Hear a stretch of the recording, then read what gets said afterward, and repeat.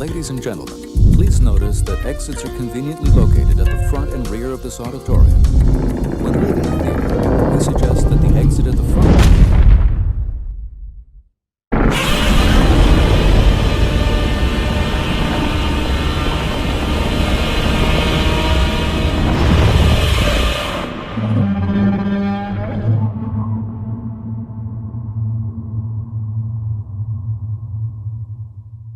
I don't have now. We don't have a now showing.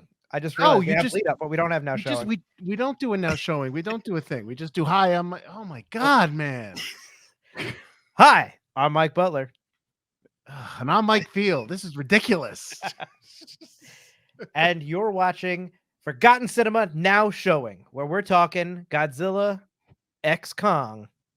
Is that really the title? You have to say Is X. the X, it's not. Is the X silent? And why wouldn't it be and Kong? Because the last one was versus Kong. Then it would have an ampersand or a plus sign. I don't know. Does an X mean know. and? I know X gonna give it to you. Oh yeah, DMX reference. Sorry. I mean, this should really just be called Kong: The New Empire for how little Godzilla is really in it. Whoa. Okay, so welcome. Yes, Mike and I watched this movie last night in IMAX. I mean, it was loud. I don't know if it's tough because I've seen a ton of stuff in IMAX, so I never really. Maybe I've lost the wow of IMAX, or the only time I ever really remember like, oh wow, that's awesome, was Ghost Protocol, was Mission Impossible Ghost Protocol, when the screen goes up as he steps out onto the side of the building. That's the only time that I really was like, yeah, all right, IMAX. What about and like in the beginning, yes. Tron, when the city goes up at the end. Yeah, Tron. You're talking about Tron Legacy. Tron Legacy, yeah. Right. When we had the awesome. IMAX guy was going around from theater to theater, making sure that everyone's speakers didn't blow up because they were blowing up around the country. Yeah. For those who don't know, I know we keep mentioning this, but Mike and I worked. Actually, we worked at the theater that we went to for quite some time. Me much longer than Mike, and we kind of have a inside knowledge of, like, you know, the stuff behind the scenes in terms of the IMAX and the theaters and stuff like that. So every once in a while, something kind of sparks our memory about, like, you know, the stupid stuff that we had to deal with working at a movie theater and running a movie theater. Sparks our PTSD. Okay, so we are definitely both Godzilla fans. I know that we, just to give you a little background, not just Godzilla fans in terms of the new stuff, but the old stuff. I'm talking Smog Monsters, Godzilla. I'm talking like that kind of stuff. So like I grew up watching all that stuff on Pix 11, even like Mighty Joe Young and all that stuff. So the King Kong and the Godzilla stuff, I loved all those monsters. I know Mike is the same. We're 10 years apart, so 10, 13 years apart. So, but Mike, you kind of still grew up on that stuff when you were younger, right? PIX 11, like watching Godzilla, 1985. On the PX11. That changed my life, man. But then all like the Sci-Fi Channel marathons and stuff. If there was ever a marathon, I'd always have my parents record it. We don't have this one, and this one, so I had them record over a series of time, like every Godzilla film. I was obsessed with Godzilla as a kid. And so my comment all the time when those movies, those ones, the one that was in 1998. We did that in 1998, right? Yeah, 98. Because I always think 96 for some reason. The one with Matthew Broderick, and then even these new ones. The only thing I always say when people are like, "Oh, you're going to see Godzilla? You're going to see this movie? Why?" And I'm like, I just want to see monsters fight. That's all. I don't care about the people. I don't care about you know, the kind of epiphanies they have when they watch these two giant creatures. I mean, I think it is pretty cool in which one was where he goes, let them fight, like that part. Was that the first? That was the second. That was the first one. Yeah. Okay. I do like that, but other than that, I don't care about the humans in these type of films. I just want to see monsters fight, and in this movie, that's what we get. We get monsters fighting. We just get nonstop. And while it is we can get into it. It is at the detriment to the plot, which is non-existent. I was all right with that. Absolutely. So I mean, I know we kind of bounce around, kind of like what's good, what's bad, what we liked, what we didn't like. Let's definitely start off with let's start off with what you liked. I kind of started off with something that I like, but what's something I know you like the monsters fighting, but other than that, what else is something you liked in here? I actually, as dumb as I thought he was going to be, I liked Diddy Kong. I liked that little monkey guy. I don't think that's his name, but yes. I don't know his name. I don't bother look it up. He's going to be Diddy Kong through the rest of this episode. You like Diddy Kong being used as a weapon when he first oh man, I loved that. But I do love how like it wasn't like an instant love story between Kong and this little baby monkey. Like he starts biting his fingers, he's fighting. But yeah, when he uses the kid as a club, I was all about it. I thought that was awesome. Yeah. Yeah, no, yeah, that was good. I enjoyed he was that. actually a surprising highlight. I really thought he was going to ruin the movie for me. So you liked his general arc, his story arc of obviously, not trusting Kong and then obviously Kong kind of takes him under his wing, even though he doesn't want to. Right. And then like his whole storyline where I guess that was his mother or father that the Scar King kicked into the lava. Yeah, they didn't. I mean, I guess that's what you kind of have to infer. And then obviously he sides with Kong. So you enjoyed all of that. You thought that all played well for you. I do. It was silly, obviously, but I think it played well, and it wasn't ever. There wasn't too much of him to make me annoyed that he was there. Like there was just enough of him to have him service the story. Okay. Anything? What else? What else did you like? I'll give you one because you went. I'll give you one. After I just said I don't care about the people, I actually thought Dan Stevens was awesome in this film, and not just that he was really good, but his role, like it's a great role to have. That's like it because he's a little off center. He can bring like the comedy, and he's definitely a full fledged character, but still there are many actors that get great roles and they don't really bring a lot to it. So I think, you know what I mean? Like, so I think that it's almost like Sam Rockwell when he's in a role. It's like he's got that charm. Of charisma. Oh yeah, absolutely. Like I think Dan Stevens does the same thing here, and I like Dan Stevens as an actor. I haven't seen everything he's in. I don't know if you've ever seen the Will Ferrell, Rachel McAdams Netflix film where they're doing the big song competition, the Euro. Oh no, I haven't seen that. Is he in that? Yes, you should see it because Dan Stevens plays the Russian entrant in that, and like the singer and stuff like that. The movie's pretty good. You really should see it. You and Elise would both like that. But he's really good in that. So I like Dan Stevens. I thought he had a really good role here. I thought he really nailed it. I thought he knocked it out of the park. Probably other than I'm trying to think of the actor's name. I'm blanking on the name. David Strahan was good in this series. I'm thinking about the whole series of movies. Right. Yeah, I liked his character's decent in this film. Who's the Asian actor? He's in Tokyo Vice. Who's the Asian actor? Ken Watanabe? Yes, that's it. I liked his. I like him in this whole set of 4 or 5 films. But I think Dan Stevens is probably my favorite so far within these new set of Godzilla and Monster Universe and Kong. And I've yet to see the show on Apple, which I probably will soon. But yeah, I like Dan in this. Excuse me, Mr. Stevens. No, I think Dan Stevens is really good. I actually think, everyone's talking about like different contenders for Bond and stuff, but I think he'd be a decent contender. He was really good in the there's a horror thriller movie where he's kind of The Guest. Yes, The Guest. He's very good in The Guest. So between him playing like this goofy guy in Kong and playing that kind of hitman type character, I think he could probably play a decent James Bond. He's also very good in Downton Abbey. I'm just gonna throw that out there. That's where he kind of came from. Yeah, Matthew. Yeah, that's right. I watched Downton Abbey. I don't care. But yeah, so give me something else you liked.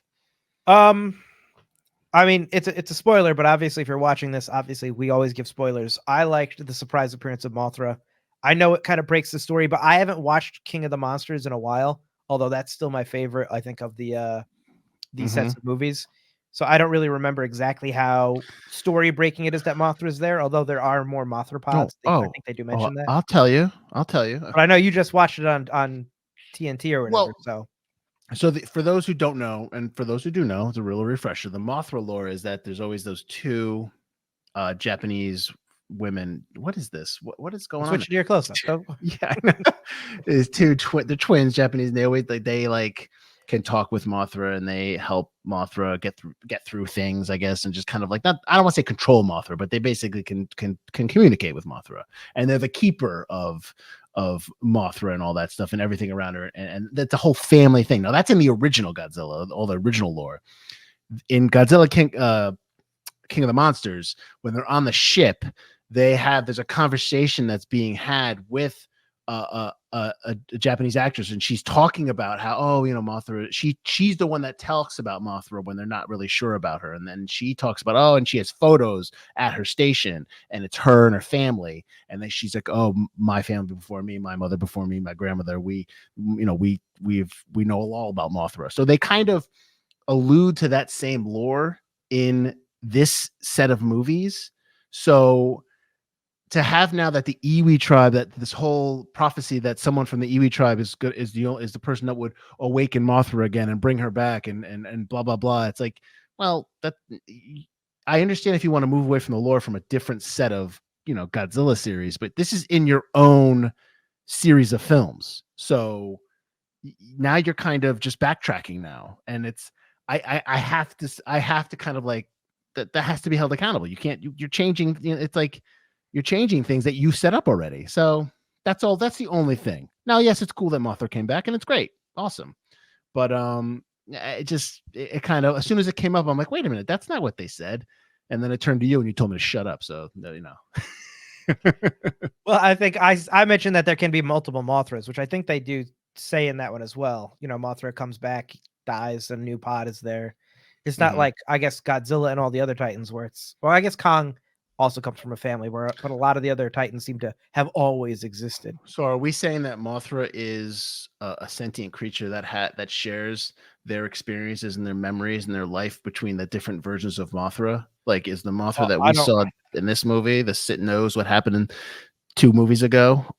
Well, I don't want to get nerdy here, but it's thought that insects share genetic memory. So it won't remember what happened to the Mothra when it died, but it would remember whatever happened to whatever Mothra before it laid its eggs. Okay. Well, you can't get nerdy, Mike, when you're already nerdy. So you're already there. We're already talking about Godzilla and Kong. Sorry to get etymologist on you.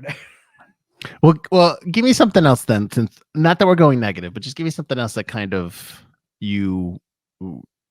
you're just kind of like, okay, we generally like this film, but we are, and so the things that we're talking about, I think we're giving it a pass. I think, give me something else that you give a pass. The bad guy isn't strong enough, I don't think.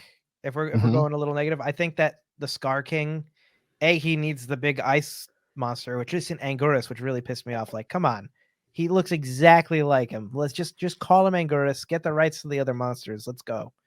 I thought that was like a female Godzilla. I thought that's what they were going for. Yeah, it's similar spikes. I just thought I thought that they were going for.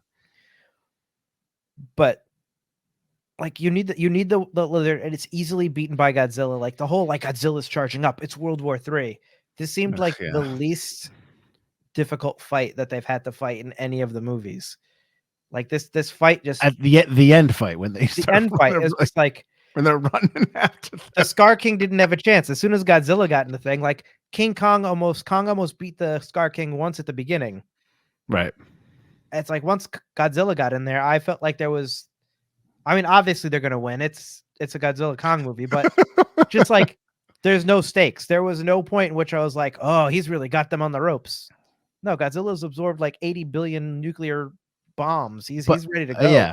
But I think that goes to my point of just fight.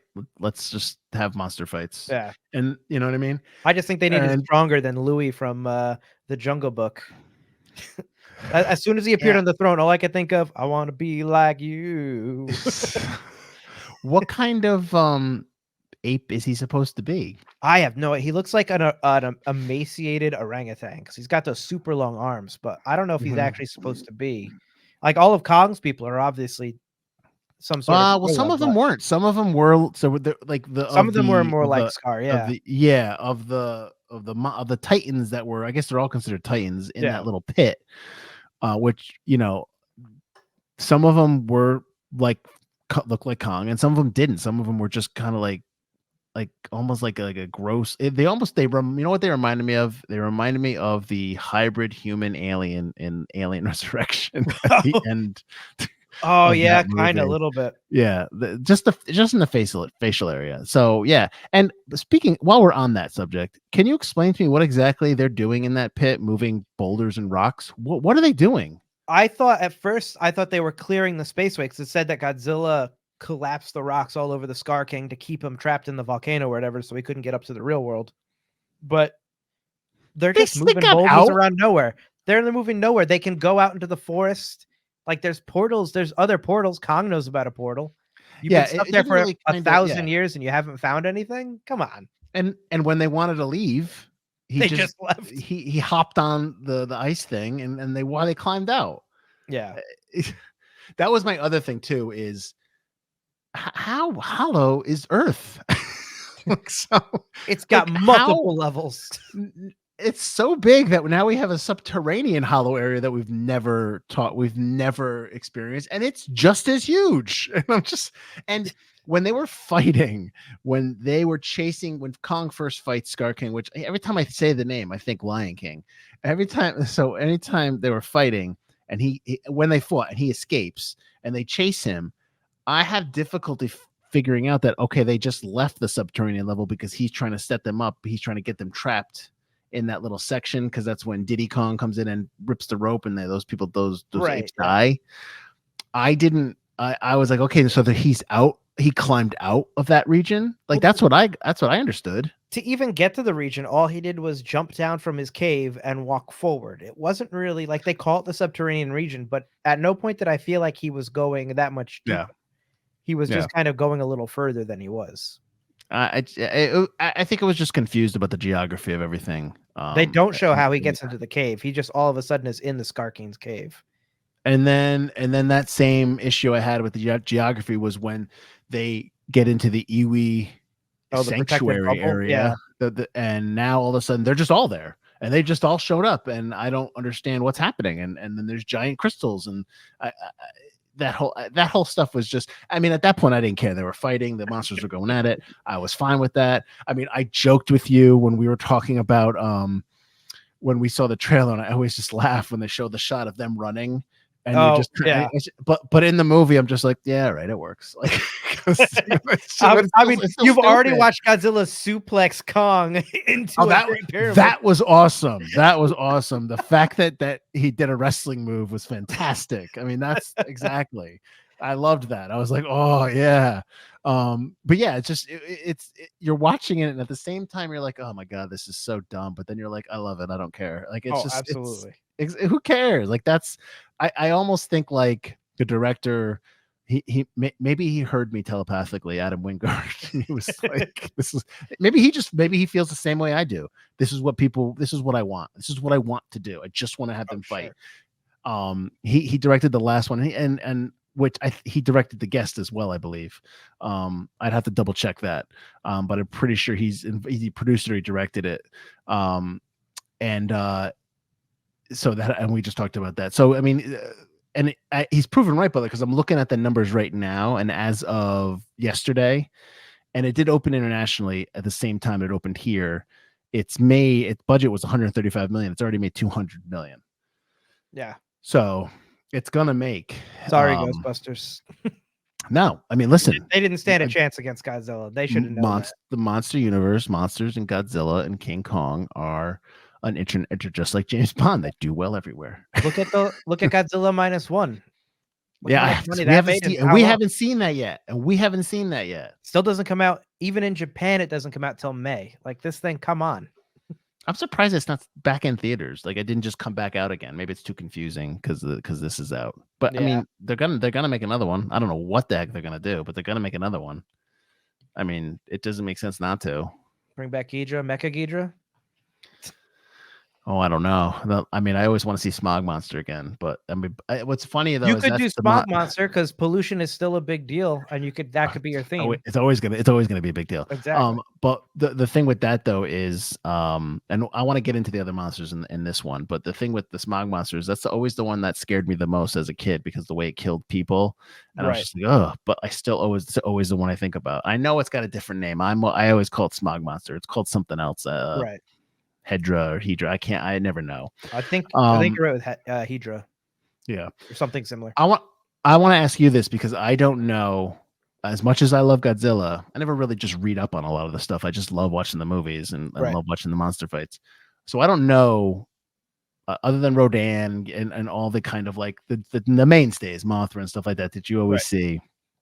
The ones that they were talking about in this movie that they showed, the crab one, the one that he goes to attacks, the Godzilla goes to get his radiation from, are those they just made up? Like, is that something that's in this world only? They just made those up. I mean, the lizard, the eel that he kills, Tiamat, is I think an actual kind of, and I don't know what mythology, but it's actually one mythological monster because Tiamat is also a big monster and similar looking in some of the Final Fantasy games.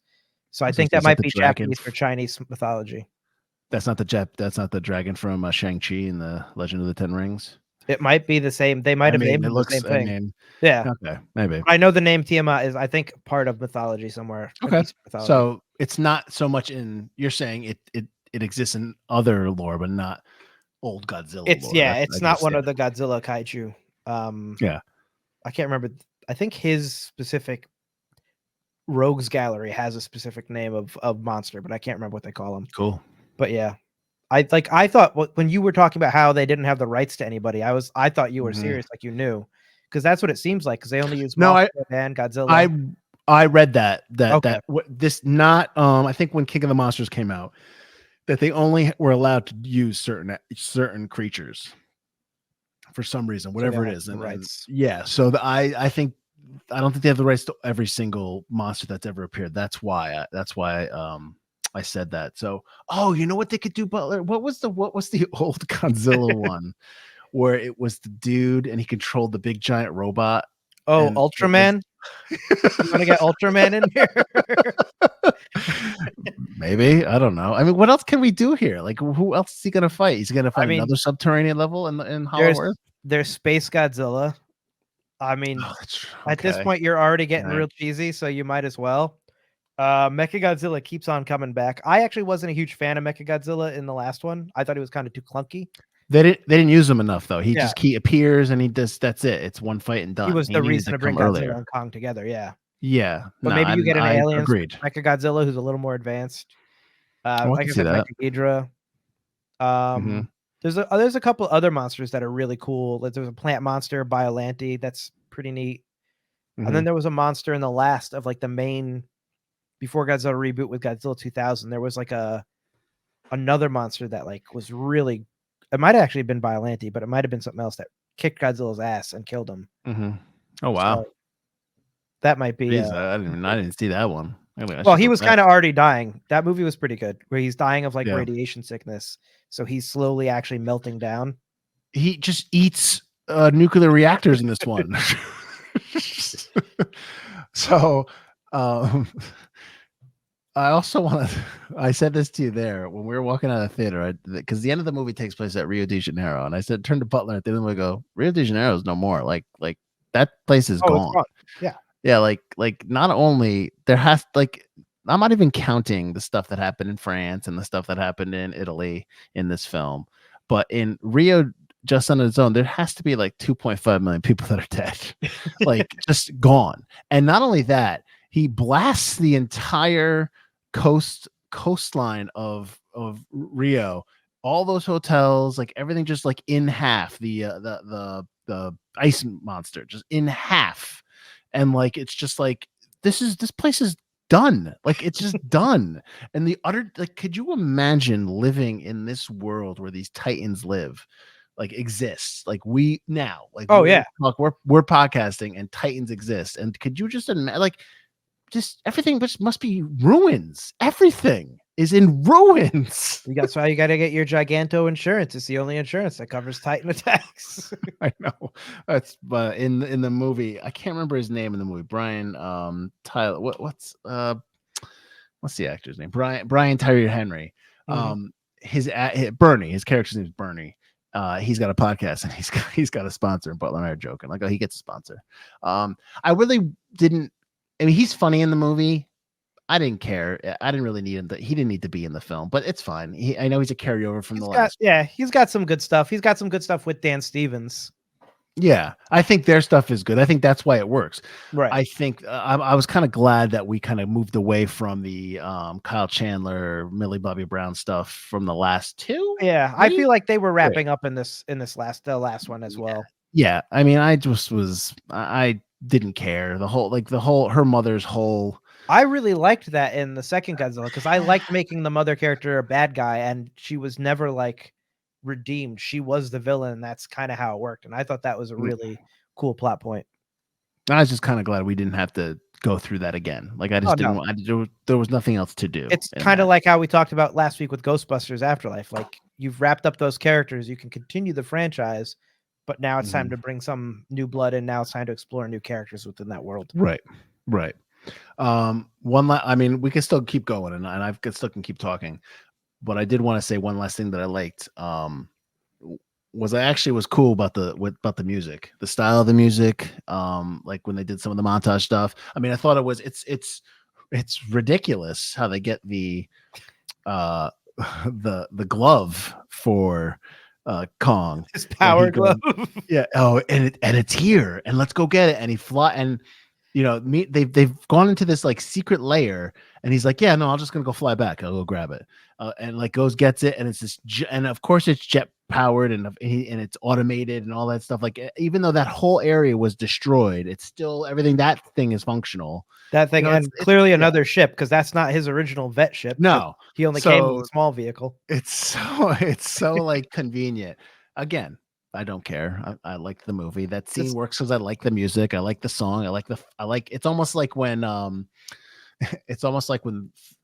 Thor Ragnarok came out and they realized that everyone loved Guardians because they liked the music in the Guardians of the Galaxy movies. And they're like, well, let's make Thor fun and happy and put music in here. It's almost like it's a little bit of that. It's a little bit, it doesn't take itself so seriously, this film, which I think it works. So I was okay with that. I think it's the only way to go. I read a comment that somebody said it's like the Showa era Godzilla film. So like Smog Monster, when Godzilla got the big bright eyes and he was more kid friendly. Like that's what this movie is. If King of the Monsters is more like old school Godzilla or newer school like 1985 Godzilla, where he's kind of the bad guy, sort of the bad guy. This movie is silly Godzilla just doing whatever. Like when I got home, Elise was like, "How was the movie?" I said, "It was absolutely terrible." But I loved every second of it. But was good, amazing. terrible. Yeah, no. It was terrible in exactly the way it was supposed to be. But that's what we both want. But when we're walking into it, I'm like, this better be like I want just a good bad movie. Give me this is the this is the definition of what a B movie should be. It should be fun. I'm not here for any critical acclaim. I'm here to have fun and enjoy and watch some monster fights and just laugh at a couple times. And that's what we get. Like it's a little refreshing because it's probably like the last 15-20 years, a lot of these movies take themselves way too seriously. Agreed. But to be fair, there are some movies that take themselves way too seriously, and then there's some movies that take themselves are too over the top in terms of jokey and stuff like that, like Thor Love and Thunder. Yes, yeah, where it's just like it's not fun, it becomes annoying. I think that another movie that falls into this, even though I do like Free Guy quite a bit. But I think Free Guy's a little bit better than this. Free Guy, movie, but it's fun. I mean, other than Bad Boys 3, I do like Bad Boys and Bad Boys 2, and I was excited when we saw the Bad Boys 4 really trailer. Good. No, I'm saying I like it. Right. They're fun. They're dumb. Yeah, that's what I want. It's fun, but like 3 was not good. But I'm excited for 4. But yeah, so. I don't know. I'm just kind of going. I'll start listing movies that I like, but I don't want to get too down that road. Is this your favorite of the Godzillaverse movies or the Monsterverse movies? Of these ones? Because I still think I like King of the Monsters quite a bit more. I think I like. I'd have to. You know what? I'd have to watch them again. I do like King of the Monsters. King of the Monsters has some fun stuff with like the people in the ship. So I think some of that stuff is good. The storyline, the mother father family storyline, kind of just drags for me a little bit. So that's kind of like where I get a little annoyed in that. See, I kind of like that, and I kind of like the darker kind of tone, while you still get the monster fights. But like after Godzilla vs Kong, this is the only way you could go. So I also like this fun. There's only two ways you can go. You can go King of the Monsters, kind of darkness, or you can go this way. But I think both of them work. But I think I kind of lean more toward King of the Monsters. We didn't have the time. That's why we didn't do a lead up for this. Right. But maybe the next movie that comes out, if the next Godzilla film comes out and we're still up and running, which I'm sure we will, we could do a lead up for that, and then we could do all these again. But yeah, I probably do want to. I don't. My son's at the age where I don't know if he'll get scared watching them, so I'd like to watch them with him, but I don't know if he'll get too scared with them. So I have to kind of gauge that. But that's probably where I'll end up watching them with him again or something like that. What did I want to ask you? Oh, the one when we did the live watch, of the Godzilla 98. Right. Is that out? Do we have that, or was that just no? Because we just done. We had some people watch it on their own, and we talked about it on Discord. Okay. Wait. Okay. Because if we do that again, maybe we do it like a live people to that. Yeah. Totally. Where we film ourselves. We don't film the movie, obviously, because then we'll get down. But yeah. That'd be I feel like if we did that, that'd be that might be cool. All right, sweet. I mean, I hope anyone watching this has seen the movie already, and I hope, if you don't agree, that's cool. If you like it, awesome. I know we're admittedly biased Godzilla fans, so I think we were hopefully optimistic going in. I don't think we were expecting, I think pretty easily we would have been like, oh, this stinks. So I mean, that's all. I mean, I don't like you're not going into Godzilla looking for an Oscar-worthy film. Yeah. Right? If you're looking for a really fun time, like this is that. It's shut off your brain. It's a good length. No, don't shut off your brain. I hate that phrase. Don't shut off your brain. You should always be keep your brain open. It's a B movie. It's a good updated 2024 B movie. Yes. It's a great Sunday night film. This would be a good Saturday night movie to go to in the theaters when theaters were hopping. You go there and then you go out to eat after, like stuff like that. It's a good one to watch at home on a Saturday night, like hang out with the family. Like it's one of those type of films. And I think maybe because why we react this way to it is there's so very little of those that it's nice to see one. So because there's a reason why I'm always rewatching stuff from the 80s and the 90s because in older films, because right. I don't, sometimes you're not getting that fix around here right now. But yeah. So Mike, why don't you tell everybody, because these are not going to be free, but these are not going to be for our now showings are not going to be for the general audience. So why don't you explain that a little bit before we get out of here? So our live streams were always supposed to be meant for the Patreon tiers only. Some of the Patreon tiers. So we've been doing them kind of for everybody right now.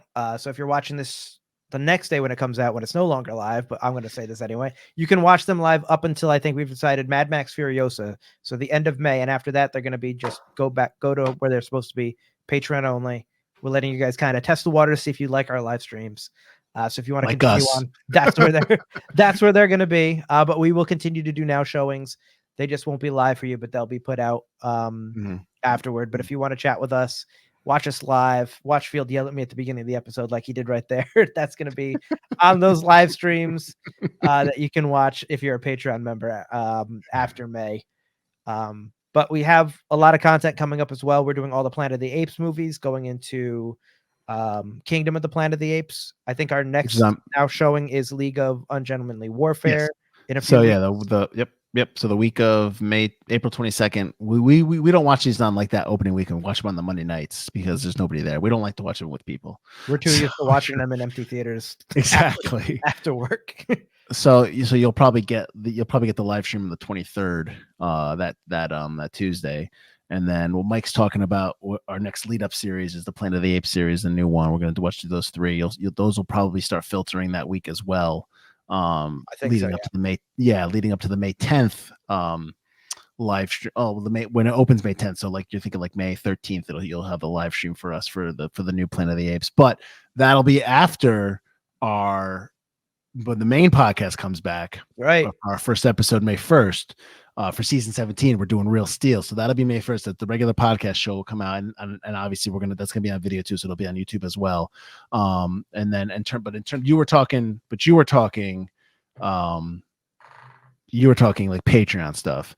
I was talking Patreon stuff only. Yeah. I just wanted to, but I think I started getting into content with you. Yeah, sure. But the big one, because I know it's probably a big lead up series, is in the summer when we do the Alien franchises before up until Alien. Forgetting it, Romulus. Yep.